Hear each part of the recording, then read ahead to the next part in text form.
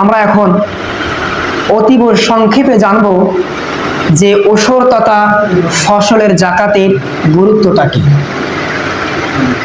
Al Quran and Islami studies বিভাগের অর্থাৎ তাফসির বিভাগের একটা বই আছে তথা অর্থনীতি ও ইসলামী অর্থনীতি। এই বইটাতে ওশরের অনেক সুন্দর করে আলোচনা করা হয়েছে। এখানে ওশরের গুরুত্ব স্বরূপ 15টা টপিক্সে আলোচনা করেছে। কয়টা? 15টা বিষয় আলোচনা করা হয়েছে। এর মধ্যে অতীব জরুরি এবং গুরুত্বপূর্ণ কয়েকটা বিষয় সময় অনুযায়ী উপস্থাপন করবো ইনশাআল্লাহ তাআলা। সর্বপ্রথম এখানে যে বিষয়টা উপস্থাপন করা হয়েছে সেটা হচ্ছে দরিদ্র বিমোচনে ওশর তথা জাকাতের মূল লক্ষ্য। 1 নম্বর বিষয়টা কি? ওশর তথা ফসলের জাকাত দরিদ্র বিমোচনেই তার লক্ষ্য। সুতরাং আল্লাহ সুবহানাহু ওয়া তাআলা ওশরকে জাকাতকে ফরজ করে দিয়েছেন যাতে ধনীরা সেটা গরিবদেরকে দেয়। সুতরাং গরিবরা যদি সেটা পায় তাহলে তারা আর গরিবে থাকবে না, তারা আর অন্ন বস্ত্রে ভুগবে না। সুতরাং সেটা তাদের উপর ফরজ, সেটা তারা গরিবদেরকে আদায় করে দিবে। আল্লাহর হাবিব সাল্লাল্লাহু আলাইহি ওয়াসাল্লাম তিনি অনেক চমৎকারভাবে আমাদেরকে বলে দিয়েছেন, দেখেন ধনীরা গরিবদেরকে অবশ্যই দিতে হবে।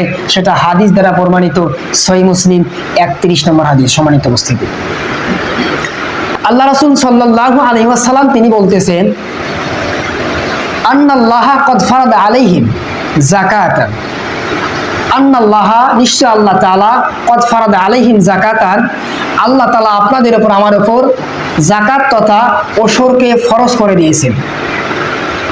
তো খুযু মিন আগনিয়াহিম, সুতরাং আমরা সেটা গ্রহণ করব ধনীদের কাছ থেকে,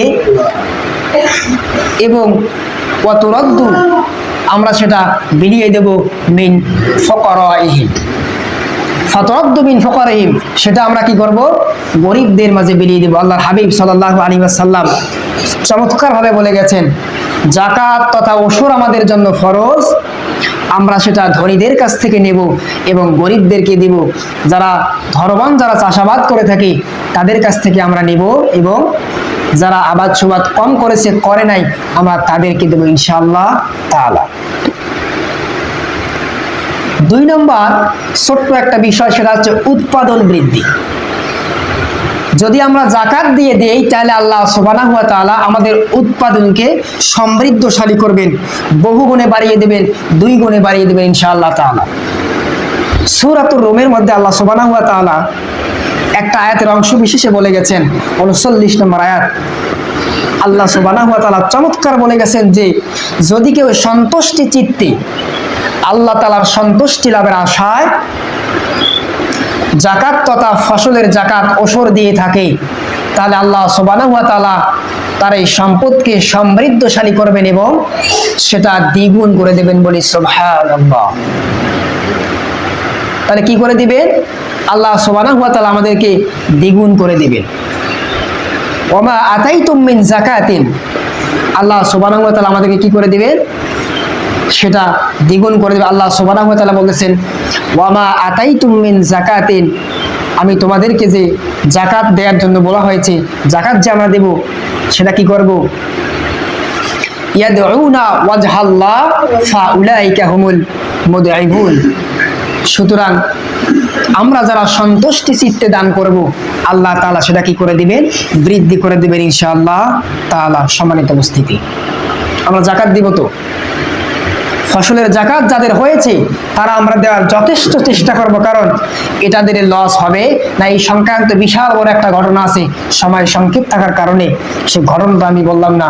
আল্লাহ সুবহানাহু ওয়া তাআলা যদি তৌফিক দান করেন ইনশাআল্লাহ তাআলা আগামী বছরে আবার যখন আমরা ওষুধ সংক্রান্ত আলোচনা করব, আপডেট আলোচনা করব, তখন সেই সংক্রান্ত আলোচনা উপস্থাপন করবে ইনশাআল্লাহ তাআলা।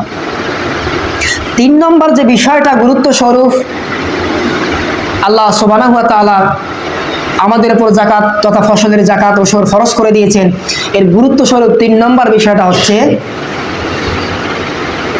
3 নম্বর বিষয়টা হচ্ছে কর্মসংস্থান সৃষ্টি করা। কি করা?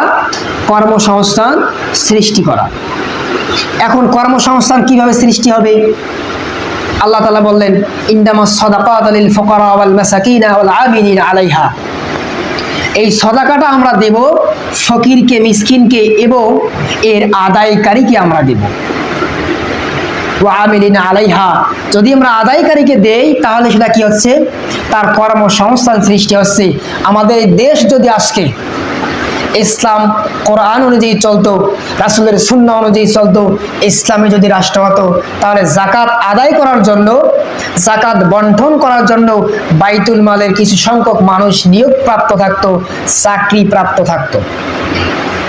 সুতরাং তারা কি করত? যাকাতগুলোকে আদায় করে তারা কি করে দিত?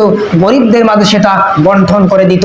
সুতরাং যেহেতু ইসলামী রাষ্ট্র ব্যবস্থা আমাদের মাঝে নাই, আমরা নিজেরাই সেটা চেষ্টা করব জামাত ভিত্তিকভাবে ইনশাআল্লাহ তাআলা করব। তো কারণ যাকাত দিলে সম্পদ বৃদ্ধি করে দিবেন কে? যাকাত দিলে সম্পদ পবিত্র করবেন কি? অবশ্যই আল্লাহ সুবহানাহু ওয়া তাআলা করবেন। সম্মানিত উপস্থিতি, সুতরাং আসুন আমরা সকলে আমাদের সম্পদের যে যাকাতটা আছে, সম্পদের যে ওষুধটা আছে, ফসলের যেটা হক আছে, সেটা আমরা আদায় করার যথাযথ চেষ্টা করি। কারণ আজকে যদি আপনি বা আমি বা আমরা সবাই যদি আদায় করে না দেই, কাল কিয়ামতের কঠিন দিনে আমরা কঠিন ধরায় পড়ে যাব।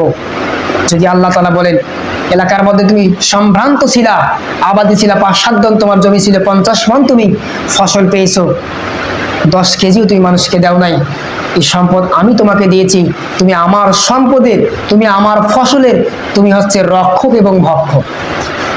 রক্ষা করেছো, ভক্ষা করেছো সঠিকভাবে।